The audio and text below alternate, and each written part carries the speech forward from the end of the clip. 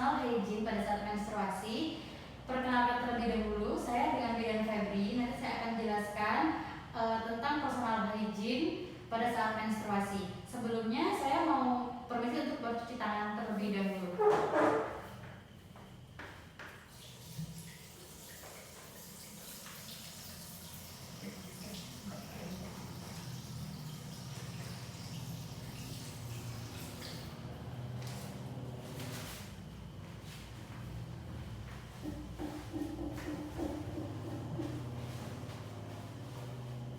Baiklah, sebelumnya namanya dengan Mbak siapa? Maya.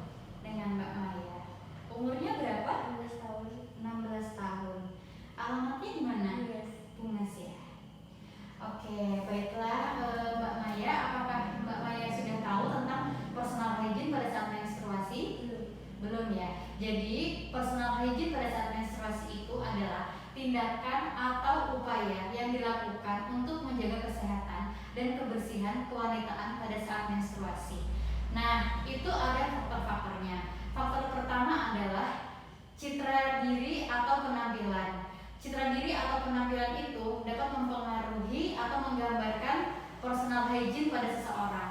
Lalu yang kedua adalah praktik sosial. Praktik sosial ini merupakan kelompok-kelompok sosial di mana di situ adanya anak-anak yang dimanja untuk kebersihan personal hygiene-nya.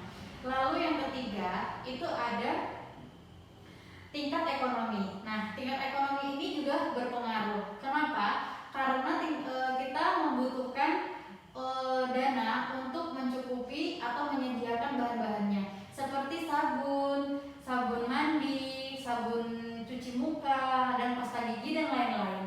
Lalu yang selanjutnya itu pengetahuan tentang menstruasi. Nah, pengetahuan tentang menstruasi ini sendiri, jika kita tidak tahu tentang personal hygiene pada saat menstruasi itu akan mempengaruhi personal hygiene. Nah, jadi semisal kita tidak tahu kan nanti kita bingung bagaimana cara kebersihan yang baik dan benar pada saat personal hygiene tersebut. Nah, lalu selanjutnya itu adalah budaya. Budaya itu adalah kepercayaan seseorang, nilai pribadi yang mempengaruhi personal hygiene. Jadi ada di mana praktik perawatan diri orang yang berbeda-beda seperti itu. Nah, selanjutnya kebiasaan seseorang. Nah, kebiasaan seseorang itu kan terkadang berbeda-beda. Jadi ada yang dia itu sehari bisa berganti pakaian berapa kali, lalu bisa menggunakan pakaian yang habis dipakai lagi seperti itu. Nah, untuk yang selanjutnya itu adalah stamina atau kondisi fisik. Jadi jika kondisi fisik ini kita juga tidak bagus, itu juga akan mempengaruhi karena tidak maksimal untuk melakukan personal hygiene. Nah, adapun indikator dalam personal hygiene saat menstruasi yaitu perawatan kulit dan wajah. Nah, perawatan kulit dan wajah ini sendiri itu berpengaruh juga pada remaja yang sedang menstruasi. Karena pada saat menstruasi itu kelenjar minyak itu berlebih, jadi dapat menyebabkan bakteri yang mengakibatkan jerawat. Lalu yang kedua itu ada kebersihan rambut. Nah, kebersihan rambut ini juga berpengaruh karena jika kita tidak membersihkan rambut atau jarang keramas itu bisa menimbulkan mikroorganisme yang menimbulkan ketombe. Begitu. Lalu kebersihan tubuh dan organ genital. Nah, itu juga mempengaruhi organ intim jika kita tidak melakukan dengan baik dan benar. Bisa terjadi jamur atau keputihan dan lembab seperti itu. Lalu kebersihan pakaian sehari-hari. Nah, biasanya ini kan ada orang itu yang menggunakan pakaian yang mudah diserap atau pakaian yang mungkin tipis yang enak dipakai. Nah, juga bisa berganti-ganti pakaian. Lalu penggunaan pembalut. Nah, penggunaan pembalut ini kita juga harus pintar-pintar memilih dengan pembalut yang bersih dan tidak berwarna. Begitu. Nah, selanjutnya tindakan yang dilakukan pada saat personal hygiene itu saat menstruasi itu adalah mencuci muka itu minimal sehari 2 kali supaya tidak terjadi atau menimbulkan jerawat. Lalu keramas itu minimal 2 hari itu sekali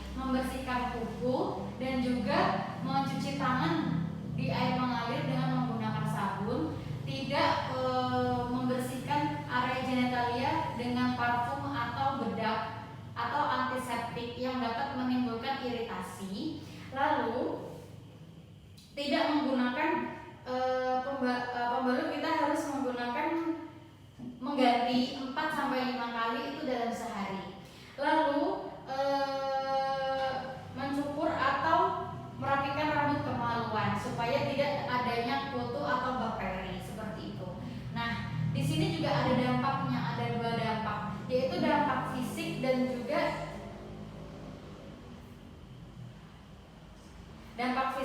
dampak psikologis. Nah, yang dampak fisik ini bisa terjadi nantinya untuk alat-alat reproduksi kita. Jadi nanti kalau misalkan kita tidak melakukan personal hygiene, kita bisa terkena kanker leher rahim atau keputihan atau jamur seperti itu. Nah, untuk psikologisnya itu menimbulkan rasa tidak nyaman dalam beraktivitas. Nah, dari yang saya jelaskan tadi, apakah Mbak Maya ada yang ingin ditanyakan? Tidak ada, sudah jelas ya Mbak ya. Nah, kita cukupkan sampai di sini tentang pendidikan kesehatan personal hygiene pada saat menstruasi. Untuk selanjutnya Mbak Maya bisa mempraktikkannya di rumah.